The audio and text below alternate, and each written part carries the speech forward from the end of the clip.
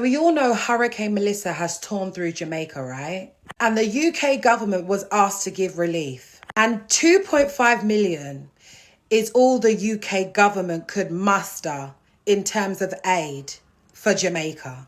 Now, I don't know about you, but that is the insult of the highest level, considering that Jamaica has been part of the Commonwealth and also considering the historical ties that Jamaica has to the UK. And 2.5 million is all they thought they could give. Let's look at the numbers for a second. The UK government has given Ukraine over 21 billion in military aid and humanitarian support. When Turkey and Syria went through the devastation of an earthquake, the UK government gave over £30 million in aid. And when Pakistan experienced catastrophic flooding, the UK government gave nearly 40 million in aid. And you know what smacks it? King Charles is still the head of state of Jamaica. He is still the head of state of Jamaica. And he signed off giving Jamaica 2.5 million in aid. I'm trying my best not to cuss out these nasty ducks. This just goes to show what they think, what the head of state of Jamaica thinks about its people. You, sir, don't give a damn about the Jamaican people, and your government don't either. Because it seems like allocation of humanitarian aid is allocated when it's in Britain's interest politically. But when Britain has extracted and taken and been neglectful of the Jamaican people for so long, why would we ever be surprised that they mustered up 2.5 million? This is absolutely an insult to the people of Jamaica. So for some reason, England, UK, now look upon Jamaica with a good heart.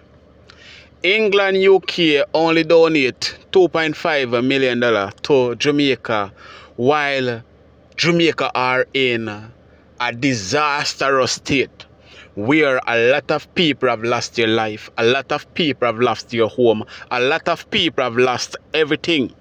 But the question is it that the UK are afraid to put money in Andrew Holness hand, or is it that the UK are just saying, oh, Jamaica, not in a way, Jamaica sell out to Israel and America, so them can have them way and do whatever they want to do. We just got to tip them with a little token.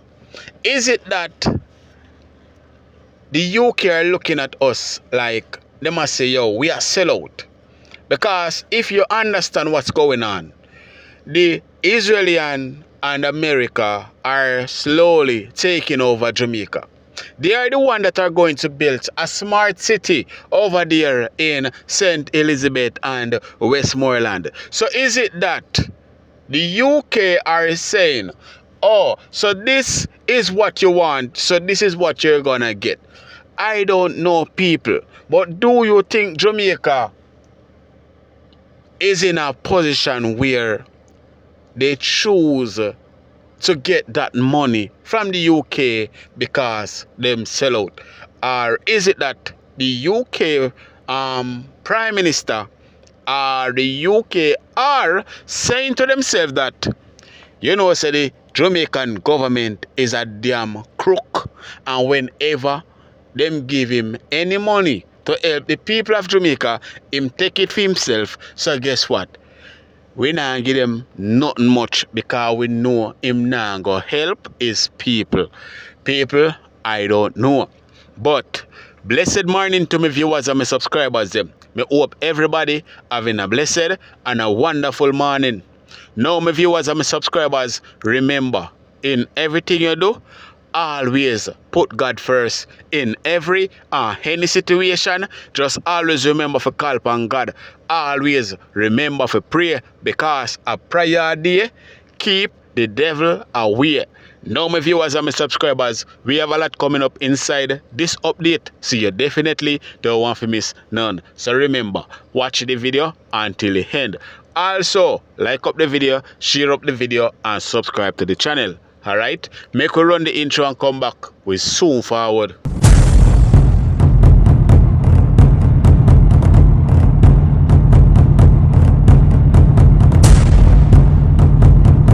Everything fly from over my head.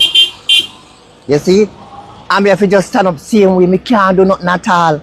This is a little place that I call it, it have historic backgrounds. Right? It existed from in the 70s. Those that that the founder that was here, they are deceased now. You understand me? Who have not deceased, they migrated. I'm living at a little district named Fostic Grove. Which grove? Fostic Grove. Yeah. Just across from here. And what's the impact over there like as well? Oh my God, a devastation. I lost everything. Everything because I lost everything out here and plus over the home. This as well. When I wake up in the morning about 6 o'clock, 6:30, then believe you me, the trauma has begun. You understand me? I couldn't move. I stand in the house and it came from this direction, in the east direction. You understand me? And slam onto the top of the roof and remove that. Then it go down the road. And after it make a little spin and come and stick up the other race, and I could have just seen one corner like this. I was just saying like this. There's no way I could move. There's no way I could move. One time I go down like this, I say it doesn't make sense because probably anything may come and make a bang. So I stay behind one of the posts inside the house. You understand me? Everything fly from over my head. You see? I'm here to just stand up same way. Me can't do nothing at all. You understand me? The door slam right in and lick off. You understand me? Everything we have on the table just lick off. You understand me? My windows gone, my roof gone, me clothes them, everything gone. I'm just standing up to looking. I can't say nothing. I just was asking the good Lord just to save me. You understand me? And he did. Thank God that our life has been spared, that is the greatest. And we can pick up our pieces and start back all over again. Welcome back to my viewers and my subscribers. Big up to all of my viewers. Big up to all of my subscribers. We continually support the channel and help the channel to grow. Now people, remember to like and share this video and also subscribe to the channel if you haven't subscribed as yet. So now my viewers and my subscribers, in Parliament, Damian Crawford stand up and speak of the people that are affected in his constituency. Also defending the farmers and the people with their livestock that, them can't kill no chicken. Them don't know what to do. Them have to just buy feeding. So even though them not affected seriously by the hurricane, life is stuck for them. So people, I'm not going to talk too long. Remember to like, comment and share this video. Let us check out what Damian Crawford had to say, people. A member from St. Catherine Northwest.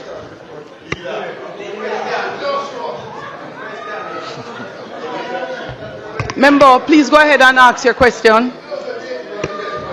Thank you, Madam Speaker. Mr. Prime Minister, I wonder, sir, if you are aware that there are areas in St. Catherine that exist in operation but on the border of some of the harshest hit areas in Clarendon. One such area as Luidas Vale, the Minister of Finances from Luidas Vale, extreme flooding.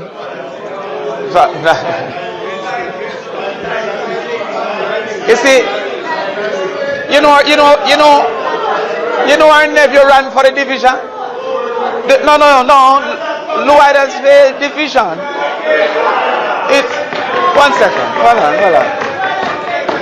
Luidas Vale. I ask for your protection, Madam Speaker. All right. Yes. But all right. But let me make my point. Mr. Prime Minister, the Lowidersville division Member, exists Member. on the border of Clarendon. member from St. Catherine. Once you're not being heard, you may relax and take your seat the- at the some. necessary person is not to listening. worry, not to Okay. worry. We have all the time in the world. Yes. Right, so allow the member to ask his question So, Mr. without Prime being Minister, disturbed. The Lowidersville division is on the border of Clarendon. And while I can accept that 3 of the 4 were not significantly affected, that particular division had extensive damage because of its location in the hills of St. Catherine. I therefore ask the question if areas like those, while in St. Catherine, can receive some consideration because of the realities.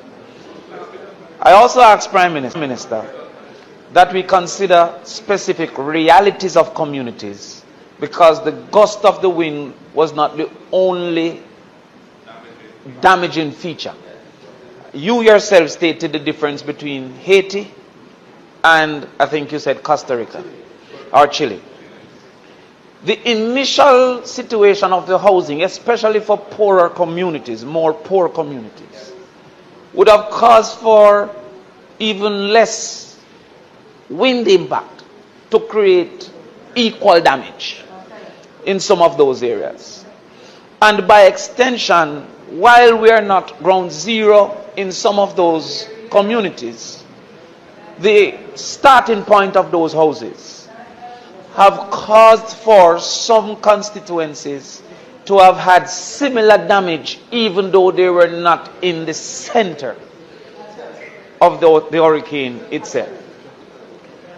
So I ask that you consider that. Secondly, the initial response by NWA, the National Works Agency, is directed to what they term NWA roads. However, some of the essential services, like clinics and schools, are not necessarily along the NWA pathway. To that extent, while what you have announced today of giving the MPs some funding will assist to do as is necessary, for the future, I believe that there needs to be a further categorization of essential roads as versus simply NWA roads, because some of our essential services did not and does not lie on what is termed an NWA road, and the delay has caused for limited access to some of those essential services. I can speak for some of my schools that principals were delayed in getting back to school to assess and to do Member, the necessary you know better. things. Just ask the questions. Yes. No man, I give enough latitude. Member, just the questions. Yes. Because you have several members who still have questions. I acknowledge Thank that. you so much, member. Yes. You learned something. Mr. Prime Minister, is there a system, Mr. Prime Minister, in place for, Mr. Prime Minister, is there a system in place for social workers to do the necessary assessments and to pair families willing to take on persons in their homes? For example, in Kingston, a person may be willing to take somebody in their home for a short period of time. It would be best if there was a trained individual to make a pairing between the person in need and the person willing to volunteer, to reduce the probability of negatives for persons willing to open their home. A lot of the rehabilitation, a lot of recovery would need to separate, especially some of our small children, from the realities that they're being faced with in the spaces of Westmoreland and St. Elizabeth, etc. And there are Jamaicans that have space, that have heart, that are willing to open their doors for periods of time. Is there a system of application, volunteering, and also social workers pairing so that the necessary things can be done in that way? So, Prime Minister, I saw the announcement of a Department of Volunteerism being set up, I think, in the Ministry of Culture. When will that be open for telephone calls? Is there a website up? So it will be up soon for persons to indicate. Great.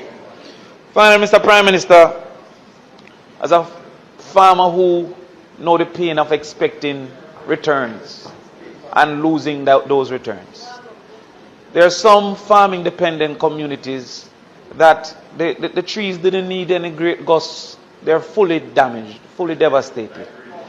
We're seeing banana trees all on the ground. We're seeing sorrel that they were depending on for Christmas. We're seeing gungo. They can't get that anymore. We see pear on the ground. We see yam totally down. I didn't hear much about farming, but their recovery, their survival is totally dependent on the returns from that farming. I hear about the food package. The $5,000 package is 2 days meal for a 3-member family.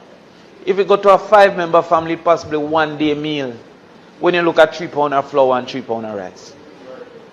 These people who might not have lost their roof, but their economic dependence, their livelihood was on farming. I can speak to many who have lost their chicken because light don't come back yet. And the freezer can't come back on. I don't need to speak for myself, I'm not the worst. I can speak for some whose chicken is now ready. And they can't kill them. And must feed them. I wonder, though they were not impacted in their homes, how are we going to act for the farmers, especially because there must be a delay between replanting and reaping. These were in close proximity to reaping. How are we going to do that? And Mr. Prime Minister, the final thing, the CDF. Can instruction be given to the CDF to relax some of their requirements?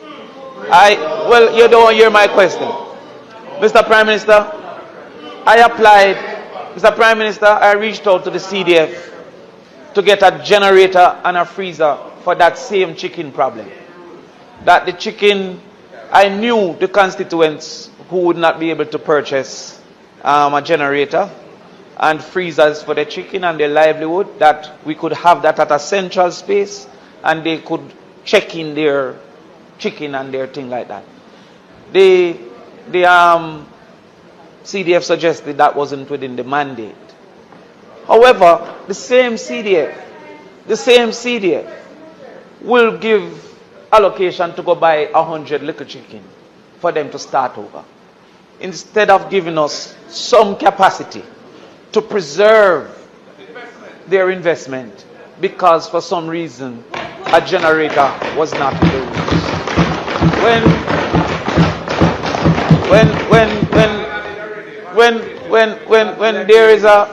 When there is a disaster in front of us, there needs to be some capacity to say if the proposal is sensible within the context of the times, that investment can be facilitated under that particular circumstance. So those are the questions, Mr. President. Now, as you hear Damian Crawford just mentioned about Clarendon, a lot of people are not really speaking about the people that are affected in Clarendon, just as they're not speaking about the people that are affected down here in Trelawney, because a lot of people don't even know that the storm directly walked through Trelawney and destroyed Trelawney. They are hiding those stuff from you guys. Them want, it seems like, I just St. Elizabeth alone affected by the hurricane. And if screaming never did go on, then you wouldn't know, say, Westmoreland and Mobile and Trelawney and Clarendon and Manchester and them places affected by the hurricane. Now I am going to play this video where the people of Clarendon and Manchester are really worried. Check this.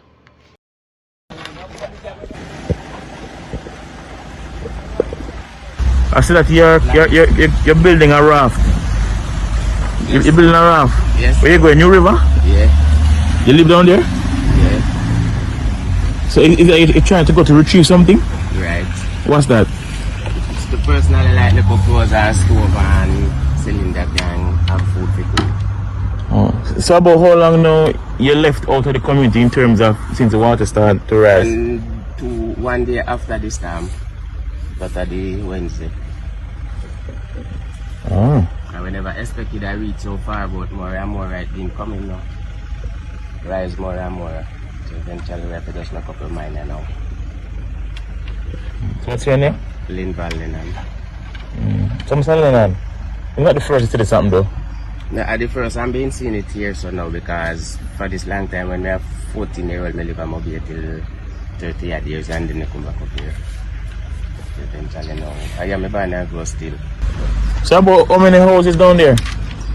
Well down here so now you have 1, 2, 3, 4 houses down here so. That's how you look on the container they know. And shop and But you have more further behind? yeah, more further behind but away down. So all those people are also evacuated already? Not all of them because some of them don't have anywhere to go so they have to stay down there but they can't come out on the road. Certain part down there on the stretch right now are good as all of us. Seriously. So when you say at present you reach your waist? Like normally if I so to down how me I tell you now. Don't have you look on the blue container. You reach at your waist now and you go down there yesterday. And going on the way down with food and then have to turn back. You not get to reach. The boat? Yeah. Go fire station and then back. Board. On a board. Boat. Not bamboo raft or nothing.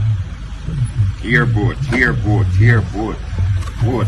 Fireman boat.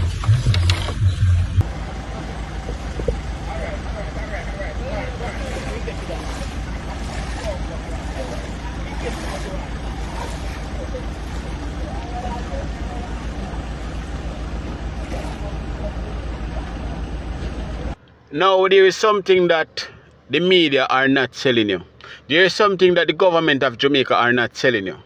The parishes that were affected by the hurricane, did you all know that they are having crisis in those parishes because water are coming up from under the ground and have flood out those parishes? Do you know that those parishes are under water at this moment and them don't know which part the water are come from, people? It is just that water just a flow up from under the ground and a cover people house. The communities them are flood out, but no one to run for the rescue. Not just Clarendon, not just Manchester, but Falmouth as well. Because if anyone check Falmouth, water are coming up. Every day the road flood out. Places are flooding out and nobody no know which part the water are come from. Why is it that the hurricane passed but we still have problem with flood and rain and fall? That is the big question I would like to ask. But people, state your thought down below in the comment section, and as usual people, remember to like, comment and share. I will find some of those videos where the parishes and the communities are flooding out. But for now, check out this video from Lisa Hanna. 50 miles per hour or 80 kilometers per hour is our top speed on the Jamaican highway. And I get stopped all the time by the police. I think they know my car now because I never feel like I'm driving above that. But here's the thing. I know what 185 miles per hour feels like. And that's what Melissa brought here to Jamaica. And at that speed, you're talking about a Formula One race car. If you feel that thing drive past you, or you're talking about a bullet train slicing through the air. But Melissa wasn't racing past Jamaica. It was racing through us. And unlike any race car, you can't steer or slow a hurricane. You can only hold on and pray it passes. And many people don't understand what that means because Jamaica isn't flat. We are a country of dense mountain ranges and ravines, rivers and valleys, of people living on hillsides, on riverbanks, and deep within the lush, beautiful mountain terrains in the bush of this country. So when a Category 5 hurricane crosses that kind of terrain, it doesn't destroy evenly. It devastates completely, and whole districts just vanish. You might not have been able to even see them from the main road in the first place, but you'll never see them again. And people tucked into those mountain folds and coastal edges are thrown into a land blender that few of you can even imagine. Even those who were prepared for this lost everything. And then you ask yourself, really, how do you secure a roof against winds that can fling iron like paper? So when I say this storm changed us, I don't just mean physically. It stripped away the illusion that any of us are separate from each other's pain. And yeah, me, like so many other Jamaicans, families and overseas missions, were on the ground, and this is not easy. But before I go any further, I want us to remember, because not so long ago when COVID hit, it wasn't just a health crisis, it was an economic one. And we learned that close to 60% of low-income families and 53% of women lost employment. And when they lost their employment, we also learned that half of those who had savings said it could only survive for 2 weeks. And 30% of those said it could only last for 1 week. And 18% said 1 day, because people don't shop the same way. Some people buy daily to put food on their table. Some people can't do a big shop. And so nearly half of the children affected during that time lived in rural parishes. And back then, we could still reach them because the roads were open. The phone system worked and they had electricity, but this is different, and they had water because Hurricane Melissa has impacted over 650,000 Jamaicans, approximately over 5 parishes. And if no one has told you, many of the homes in Westmoreland are or were built of wood, built over generations, hand by hand. Sometimes, if you did drive go Westmoreland to some places, you see people with houses on the back of a truck just move from one place to the next place. Yeah, that's sort of thing set in some parts of our country. And these homes honestly didn't stand a chance, many of them against 185 mile per hour winds, because if that's slamming into you, it slams through you. And on Sunday, for example, it took me and my family 8 hours to deliver, not even to deliver, to get 1,300 meals, to transport it from Kingston to families in Westmoreland, because people are on the roads. Remember, there was one lane traffic. I was helping to clear some of the roads with the 4 machete them in my car, and I buck up, ministers on the road, clearing roads for 2 lanes. But it took us 8 hours, and you can't blame people because they're trying to get to their families. But when we saw that and the trucks coming in, it showed me and my family something important too, that we have to regroup and find new and smarter ways to reach those people who need the help most. And that is what we're doing, because we live on an island that faces hurricanes every single year, and we rest on an earthquake fault line. So every single year, Jamaica, we are open to these disasters. We take it for granted, but we are. So as we're looking to help immediately and rescue and search, we have to simultaneously start thinking, how are we going to rebuild roofs and restore light as we temporarily put people in shelters? We must also now be thinking about the future, smarter homes, smarter infrastructure, resilient communities, because recovery is not only about replacing what we've lost, it's about replacing for what is to come. And at the same time, we must simultaneously move our economy forward on a parallel track. We have to be in motion, helping on this side and moving to make sure we don't financially shut down. Because guess what? There are over approximately 175,000 tourism workers, directly and indirectly, who work in this industry that live between St. Ann and Westmoreland. And they are the backbone of that industry, and they feed thousands of families. And the winter tourist season is here, basically. And we have to find a safe and practical way to start reevaluating and opening so that people can also start working again to rebuild their lives. So any way you take it, this is an unprecedented crisis, and we have never faced something like this before. And we're learning together, and it's time to start, documenting, because every crisis holds an opportunity for a breakthrough to build better and fairer and stronger. And so while I might not be an MP, I will always be a Jamaican first. As long as my heart beats, I will work for this country and work wherever I can. And because this is not a sprint, It's a long, determined journey, and one that, it takes heart, endurance, focus to shut out sometimes the noise, and an unshakable belief in our collective responsibility to one another, because people are anxious, they're tired, they're uncertain, they're cut off, they're worried about what comes next. That's why we must use every tool we have, including social media, not just to showcase and to show what is happening, but to coordinate, to guide relief, to share verified information, and to remind people that they're not alone. So in the coming days, I will still be on the ground. You can guarantee that I don't even have to show you, just know. And I will continue to help, but I'm only going to use my stories and my social media platform for one reason: to highlight where help can be found and to amplify the work that others are doing in the same way. Because this is not about one person, about one parish or one post. It's about all of us. It's about rebuilding not just our homes, but our sense of belonging to each other. Because Hurricane Melissa, it may have bruised us, gashed us in our island deeply in a way that is painful. It's like you're cut with belly bottom and we're holding it like this, but we are not going to break our spirit.